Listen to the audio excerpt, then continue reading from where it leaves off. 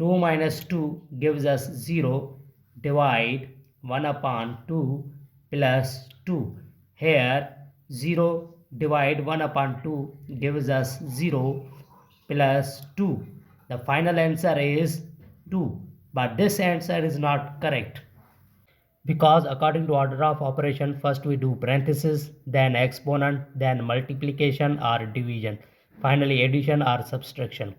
Remember that in multiplication and division have equal priority and we work from left to right. Same applies addition and subtraction. In this expression, subtraction, division and addition.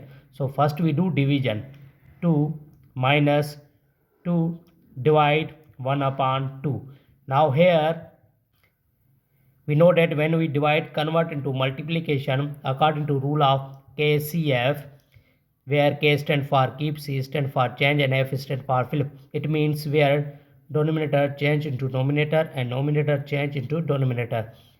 So 2 minus 2 times 2 plus 2. So here 2 minus 2 times 2 gives us 4 plus 2. Now we go from left to right. Here is addition, subtraction, then addition. So plus 2 minus 4 gives us 2 minus 2 plus 2. Finally, 2 cancels to each other, so gives us 0. This is the right answer.